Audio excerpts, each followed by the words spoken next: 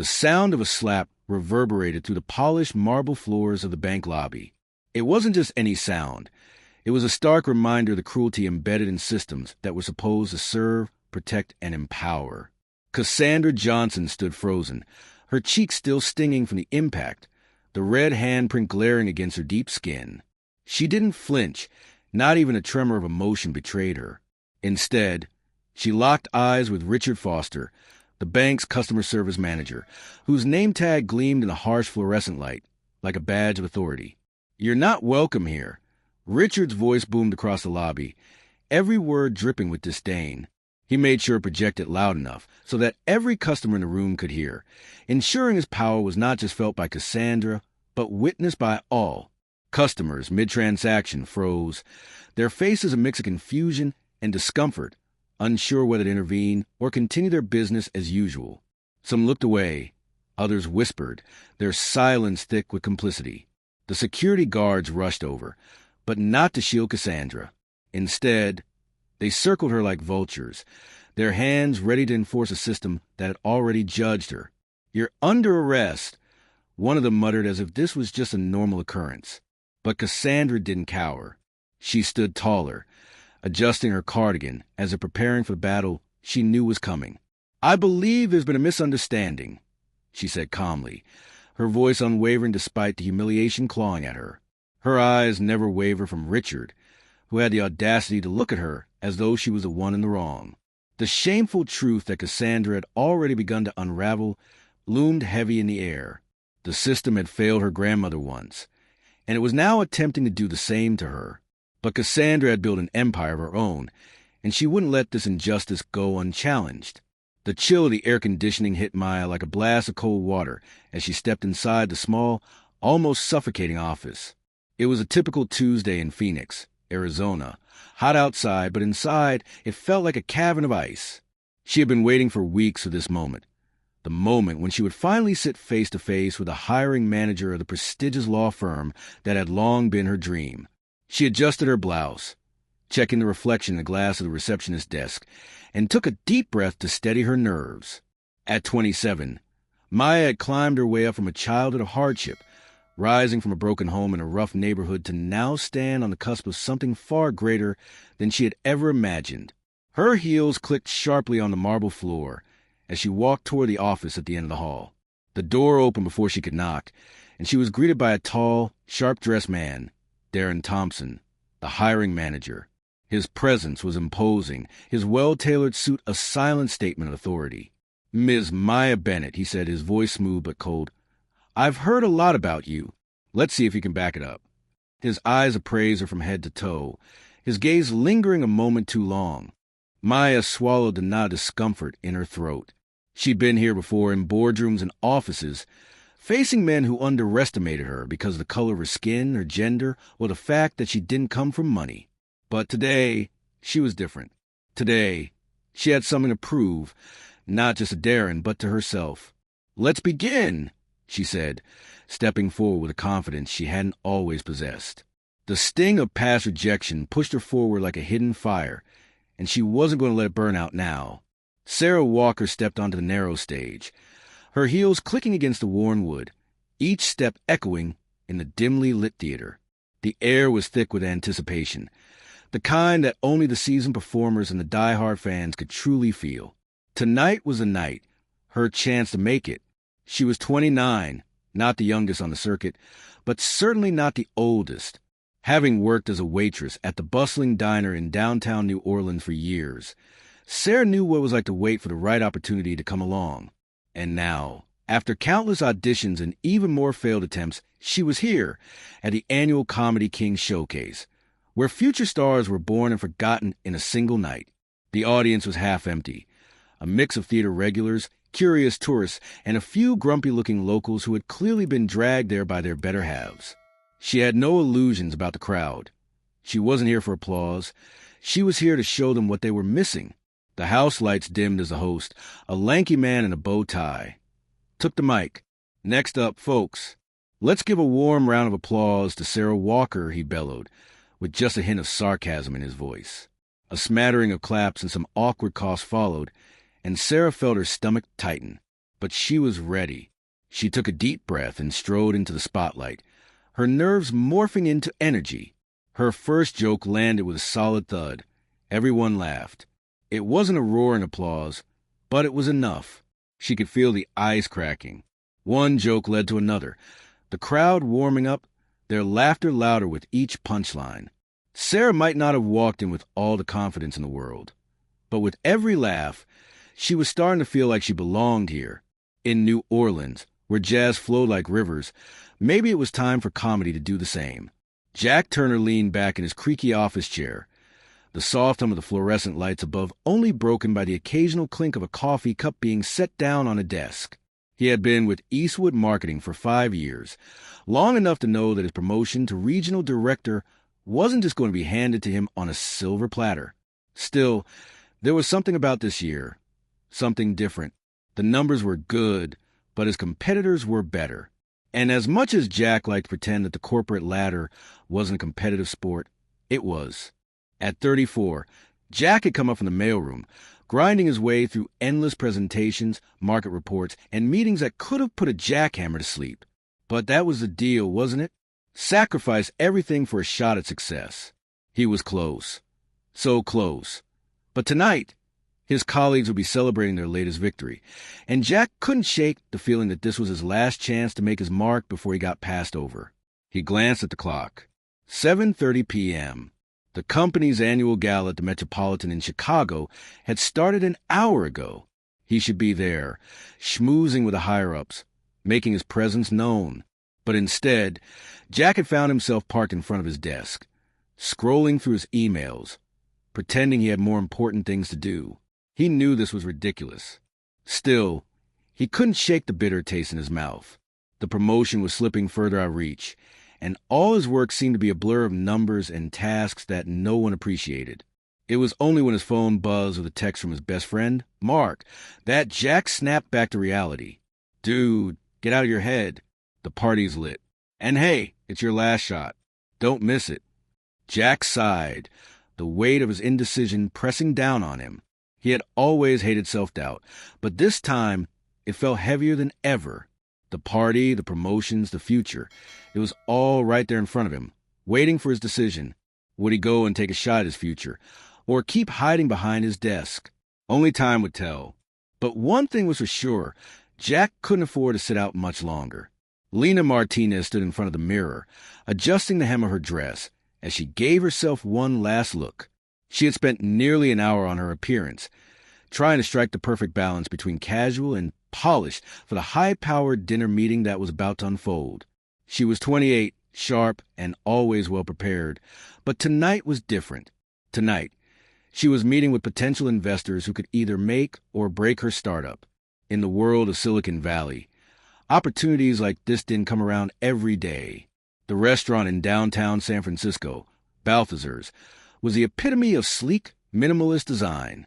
Its floor-to-ceiling windows offer a stunning view of the Golden Gate Bridge, and the aroma of sizzling steaks mixed with the crisp night air as Lena stepped through the entrance. She tried not to look nervous as the host led her to the table, where 3 men were already seated, their expensive suits and confident postures giving off an aura of success. "Ms. Martinez, so glad you could join us," one of them said, extending a hand. His name was Greg Thompson, a venture capitalist who had a reputation for funding the next big thing. He smiled, but there was a certain edge to it, like he was sizing her up. Lena took her seat, her heart racing as she offered a polite smile. "Thank you for having me." The conversation began with pleasantries, but as the appetizers arrived, tender crab cakes, delicate avocado salads, and glasses of the finest Napa Valley wine, the real discussion began. They probed her ideas, asked tough questions, and threw in a few curveballs just to see how she'd respond. Lena had rehearsed this moment in her mind 1,000 times, but somehow the questions seemed sharper, the stakes higher. At one point, Greg leaned forward, his gaze intense. "So, Lena," he said, "why should we believe in your company over the dozens of others we've seen this month?" Lena's mind briefly blanked, but she recovered quickly. "Because," she said, with a confidence she hadn't known she possessed, "I know exactly how to scale this business. And more importantly, I know the value of staying agile. something many of your investments overlook. The room fell silent for a moment. Then Greg smiled a slow, approving grin. It wasn't a win yet, but Lena could feel the shift. She'd earned their respect, and that was half the battle. Sarah Williams had always prided herself on her work ethic, but this was different. After weeks of brainstorming and late-night coding sessions, her tech startup, NextGen Solutions, was finally about to launch its first app. It was an innovative tool designed to help small businesses manage their social media presence more efficiently. And Sarah was determined to make a splash. The only problem? Her biggest competitor, a giant in the industry, was about to release a similar app just a few days before hers. It was a crisp fall morning in Austin, Texas, and Sarah stood in the conference room of her modest office, pacing back and forth. The weight of the situation was starting to sink in. She had spent her entire savings, $100,000, on developing the app, and if the launch failed, it could mean the end of her dream. Her small team of developers was huddled in the corner, looking to her for guidance, but Sarah felt the pressure mounting. Her best friend and lead designer, Mike, broke the silence. "Sarah, are you okay? You've been up all night." She stopped pacing and looked at him. "I can't stop thinking about that other app. What if they have better features? What if the market doesn't want ours?" Mike gave a reassuring smile. "You've put your heart and soul into this. We've all worked so hard. It's going to pay off. Trust me." Just then, Sarah's phone buzzed. She picked it up, eyes scanning the message that appeared on the screen. It was an alert from her App Store analytics. NextGen Solutions had just been featured as a top app of the week. Her heart skipped a beat. The breakthrough she'd been hoping for had just happened. The notification was exactly what she needed to fuel her confidence. She turned to her team with a wide grin. "All right, everyone, let's do this. We've got this." The launch was still a few hours away, but Sarah could already feel the tide turning. The competition was fierce, but her determination was even fiercer. And with her team behind her, she was ready to face whatever came next. Maggie Thompson had always dreamed of becoming a professional chef, but after spending years flipping burgers in small-town diners, it seemed like her dream was slipping away. Now, at 32, she found herself stuck in a rut, working at a modest restaurant in Memphis, Tennessee, wondering if she was too late to make a name for herself in the competitive culinary world. But Maggie had a fire that wouldn't be extinguished, and that fire was about to be tested in the most unexpected way. One afternoon, as she was preparing a batch of pulled pork for the lunch rush, her boss, Greg, walked into the kitchen with a mischievous grin on his face. "Got some big news for you, Maggie," he said.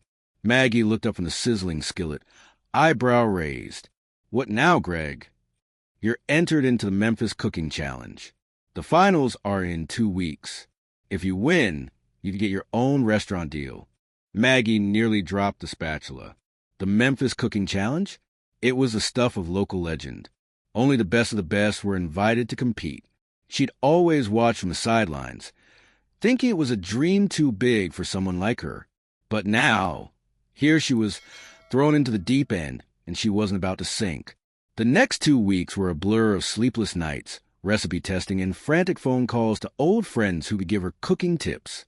Maggie was determined to showcase what made her unique, Southern comfort food with a twist. When the day of the competition arrived, Maggie stood backstage, looking at the other chefs around her. They were polished, their knives gleaming, their confidence oozing. But Maggie had something they didn't: heart. As the clock started ticking, she tossed her apron over her head with a grin. "Let's do this," she muttered to herself, ready to show Memphis and the world that she was here to stay. With every chop, stir, and sizzle, Maggie knew one thing. This was her moment. Benny Hall was the kind of guy who never backed down from a challenge. At 28, he had already managed to turn his modest auto repair shop in the heart of Tulsa, Oklahoma, into one of the busiest in town. But as the business grew, so did the pressure. Benny found himself buried in paperwork, phone calls, and the never-ending hustle of running a small business. The joy he once had working on engines and helping customers was beginning to slip away, replaced by the grind of managing a growing empire. One late afternoon, as Benny was finishing up an oil change on a 2005 Ford Taurus, his longtime friend and part-time mechanic, Jake, walked into the garage, looking unusually serious. "Hey, man, you got a minute?" Jake asked, his voice low. "Sure, what's up?" Benny wiped his hands on a rag, sensing that something was off. "I've been thinking," Jake started, shifting uncomfortably. "You've been running this place for years, right? And it's great. But you ever thought about taking it to the next level? I'm talking about expanding, going nationwide, like a chain of Benny's auto shops." Benny stared at him, half amused, half confused. "Are you crazy? A chain? I'm barely keeping up with this one. Jake, where'd I even start?" Jake grinned, leaning against the workbench. "That's exactly the point. You're already good at this. You got the know-how, and Tulsa loves you. Why not take it beyond? Think about it. Benny's auto shops, all over the country." Benny leaned back, running his hand through his messy hair. It sounded insane, an impossible dream, but deep down he could feel the spark of excitement flicker to life. What if Jake was right? What if this was the opportunity Benny had been waiting for? He shook his head with a grin. All right.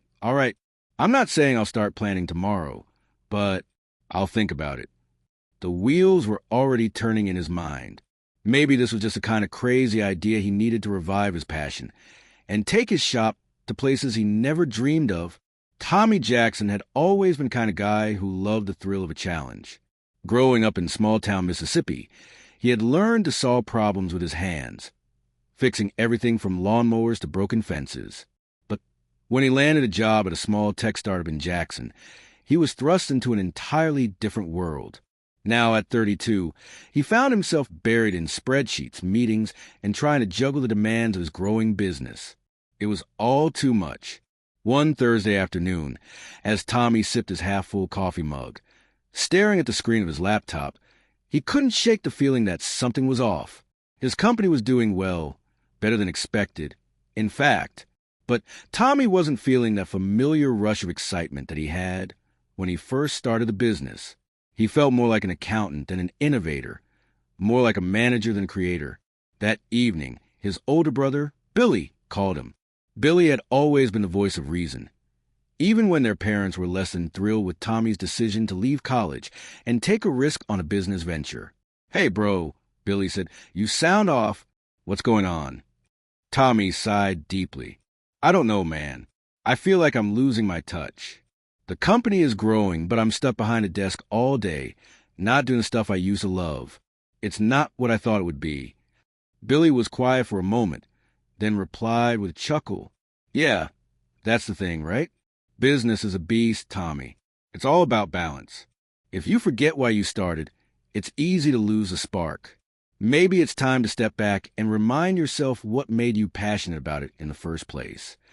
Tommy nodded, even though Billy couldn't see him. That advice hit him harder than he expected. Sometimes, in the midst of chasing success, you forget the very thing that made the journey worth it. The next day, Tommy cleared a schedule, took a walk around his office, and spent a few hours brainstorming new ideas. That was when he remembered he wasn't just in business to make money. He was in business to innovate, to create something new. It was time to reconnect with his passion and refocus on the core of what had started it all. And that, he realized, was the true lesson. Never let go of your why. In the bustling city of Denver, Colorado, 28-year-old Sarah Mitchell had always been a high achiever. She grew up in a small town where dreams were big but resources were scarce. So when she landed a job at one of the top tech companies in the country, Sarah felt like she had finally made it. But despite the fancy office, impressive salary, and a schedule filled with meetings, something felt off. She was successful, yes, but she was also tired in a way that a few hours of sleep couldn't fix.